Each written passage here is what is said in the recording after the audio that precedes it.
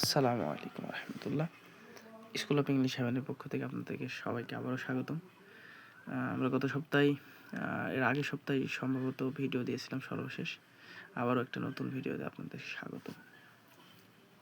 আজকে আমরা যে ভিডিওটা করব, যে বিষয়টা নিয়ে আজকে আমাদের ভিডিও, সেটা হচ্ছে প্রিপোজিশন। প্রিপোজিশন হচ্ছে খুবই গুরুত্বপূর্ণ একটা টপিক। আমরা জানি যে প্রিপোজিশন আসলে এমন একটা হচ্ছে বাক্যের অলংকার মূলত। আর এটা অলংকার যেমন মানুষের সৌন্দর্য বাড়িয়ে দেয়, প্রিপোজিশনও আসলে একটা হচ্ছে বাক্যের অর্থগত সৌন্দর্য বৃদ্ধি করে। তো যে প্রিপোজিশনগুলো সবচেয়ে বেশি ব্যবহৃত হয় বা চোখে পড়ে, আমরা মূলত হচ্ছে সেই প্রিপোজিশনগুলো নিয়ে আজকে শিখব এবং দেখব যে আসলে সেগুলা কিভাবে খুব সহজে আয়ত্ত করা যায়। আসলে প্রিপোজিশনের যে আলোচনা, তার মধ্যে প্রথমত কিছু শর্ত রয়েছে। প্রথম আমি বেশ কিছু শর্ত আপনাদেরকে বলে দিচ্ছি। মূলত প্রিপোজিশনের আপনারা জানেন যে প্রিপোজিশনের যে মূল যে হচ্ছে একটা দিক, সেটা হচ্ছে যে প্রিপোজিশনের অর্থ আছে। প্রত্যেকটা প্রিপোজিশনের অর্থ আছে। আর সে অর্থ অনুযায়ী প্রিপোজিশনগুলার আসলে দুটা শব্দের মধ্যে সম্পর্ক স্থাপন করে। সে অর্থাৎ প্রত্যেকটা প্রিপোজিশনের অর্থ আছে। আর অর্থ অনুসারে প্রিপোজিশন দুটা শব্দের মাঝে সম্পর্ক স্থাপন করে। এছাড়াও যে আরেকটা সত্য, দ্বিতীয় নম্বর সত্য, সেটা হচ্ছে প্রিপোজিশন মূলত এক ধরনের কানেকটিভ ওয়ার্ড, অর্থাৎ সংযুক্তকারী একটা শব্দ হিসেবে কাজ করে। আর দুটো শব্দের মধ্যে সম্পর্ক সৃষ্টি করাই এই প্রিপোজিশনের হচ্ছে মূল কাজ। প্রিপোজিশনের মূল কাজ তাহলে কি?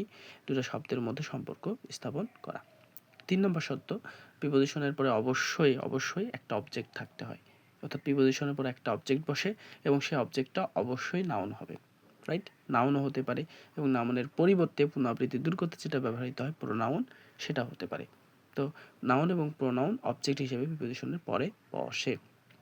4 নম্বর শব্দ, প্রিপোজিশনের পরে কখনোই হচ্ছে নাউন এবং প্রোনাউন ব্যতীত অন্য কোনো পার্টস অফ স্পিচের কোনো ওয়ার্ডই বসে না। যেমন verb, adjective, adverb, conjunction, interjection, এগুলো কোনোটাই হয় না। হয় কোনটা? অবজেক্ট হিসেবে বসে নাউন এবং প্রোনাউন। আর প্রিপোজিশন আরেকটা যে বিষয়টা, সেটা হচ্ছে যে বলে রাখা ভালো, প্রিপোজিশনের সঠিক ভাবে শিখতে হলে ইংরেজি পড়ার সময় যত্ন সহকারে আসলে কেয়ারফুলিভাবে পড়তে হয়, রাইট? আর পরবর্তীতে যে লেখা বা বলা হয় ওই শব্দের পরে যে নির্দিষ্ট প্রিপোজিশন আমি ব্যবহার করব, সেটার প্রয়োগটা করতে হবে, রাইট? সেজন্য প্র্যাকটিস করতে হবে, চর্চা করতে হবে। এই কথাটা বললাম বেসিক প্রিপোজিশনের জন্যে।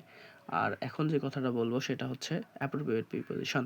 অর্থাৎ একটা নির্দিষ্ট শব্দের পরে যখন আমি একটা প্রিপোজিশন বোঝাচ্ছি, আর তখন সেটাকে আমরা বলি যে অ্যাপ্রোপ্রিয়েট প্রিপোজিশন। অর্থাৎ নির্দিষ্ট শব্দের পরে যখন আমরা একটা প্রিপোজিশন বসাই, তো সেটাকে আমরা বলি অ্যাপ্রোপ্রিয়েট প্রিপোজিশন। ওকে, তাহলে দেখা যাক আজকে আমরা কয়টা প্রিপোজিশন আসলে শিখতে পারি।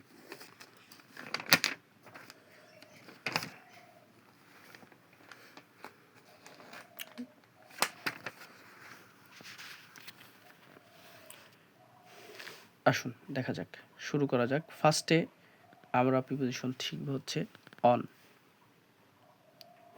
অন প্রিপোজিশন আজকে আজকে আমরা বেশ কয়েকটা প্রিপোজিশন জানবো বিস্তারিতভাবে। তার মধ্যে প্রথম যেটা, সেটা হচ্ছে অন। অন হচ্ছে কোনো কিছুর ওপরে যখন বোঝাবে, কোনো কিছুর ওপরে যখন স্পর্শ করে ওপরে থাকা বোঝায়, তাহলে এটা কি হবে? স্পর্শ করবে। আর শুধু স্পর্শই না, স্পর্শ করে ওপরে থাকা বোঝাবে। অর্থাৎ কোনো কিছুর ওপরে যখন স্পর্শ করে থাকবে তখন অন বসে। আসুন আমরা উদাহরণের মাধ্যমে সেটা একটু দেখি। আমরা বলছি যে দি ক্যাট, একটা বিড়াল কথা বলছি, যে ইজ স্ট্যান্ডিং। স্ট্যান্ড মানে দাঁড়ানো, আমরা সবাই জানি। স্ট্যান্ডিং মানে দাঁড়িয়ে আছে। দি ক্যাট ইজ স্ট্যান্ডিং, দাঁড়িয়ে আছে। কার উপর দাঁড়িয়ে আছে? অন দি বক্সের ওপরে। তাহলে এটা যদি একটা বক্স হয়, তাহলে এই বক্সের ওপরে এখানে যদি বিড়াল থাকে, ক্যাট থাকে, এই ক্যাট বোঝাতেই মূলত হচ্ছে এই বক্সের উপরে যখন ক্যাট থাকছে তখন আমরা বলছি যে the cat is standing on the box, on the box. The cat is standing on the box, তার মানে কোনো কিছুর উপরে থাকা বোঝাতে স্পর্শ করে থাকা, কোনো কিছুর উপরে স্পর্শ করে থাকা অর্থে অন বসে। এই অনের আরও ব্যবহার রয়েছে, এই অনের আরও ব্যবহার রয়েছে। অন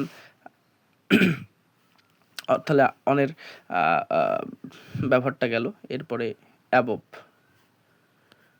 অ্যাবভের ব্যবহার।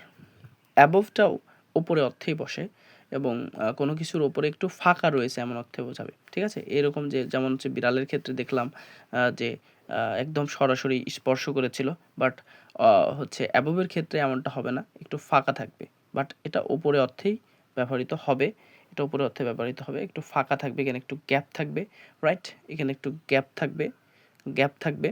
আর উপরে থাকা অর্থে কি অ্যাবভ বসে, আর এটা অবশ্যই স্থির থাকবে, রাইট, স্থির থাকে, স্থির থাকা অর্থে, স্থির থাকা অর্থে অ্যাবভ বসে। ওকে ফাইন, আমরা একটু উদাহরণ দেখি সেম জিনিস দিয়ে। The cat is jumping, jumping above, above the box.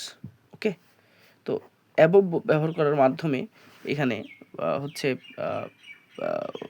কোনো কিছুর ওপরে একটু ফাঁকা রয়েছে এমন বলতে পারে, অর্থাৎ বিড়ালটি বাক্সের উপর দিয়ে লাফ দিচ্ছে। আর বাক্সের উপর দিয়ে যখন একটা বিড়াল, এটা যদি বাক্স হয় তাহলে যখনই এখান থেকে একটা বিড়াল লাফ দিবে উপর দিয়ে, তাহলে এখানে একটা যে গ্যাপ থাকছে এরকম, যখন কোনো কিছুর ওপর দিয়ে কোনো কিছু খরচ করছে এবং সেখানে যদি গ্যাপ থাকে, তবে সেক্ষেত্রে এখানে আমরা বলি যে অ্যাবভ নামক প্রিপোজিশনটা ব্যবহার করি। ওকে ফাইন, 3 নাম্বার যে বিষয়টা হচ্ছে সেটা হচ্ছে নেয়ার নামক প্রিপোজিশন।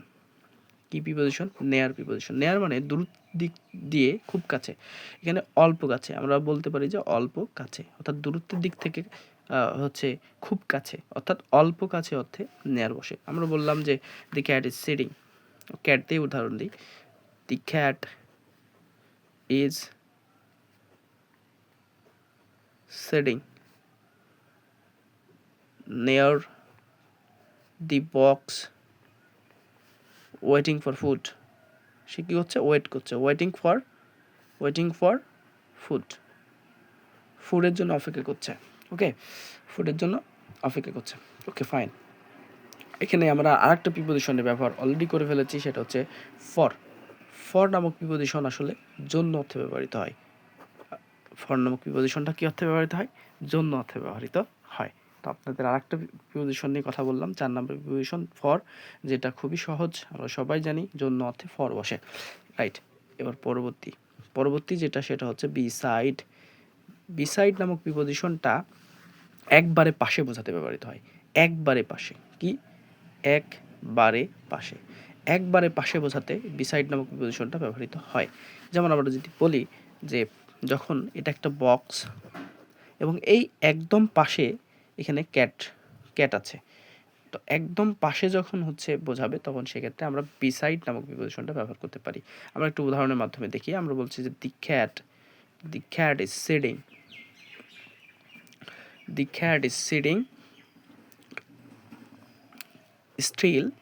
আমরা বললাম যে এখনও আর কি বসে আছে, হ্যাঁ, বিড়ালটি বাক্সের পাশেই। তাহলে আমরা কখন এটা হবে? বিড়ালটি বসে আছে, দি ক্যাট ইজ সিটিং, বসে আছে, স্টিল, এখনও, beside, look at that, beside the box, বক্সের পাশে।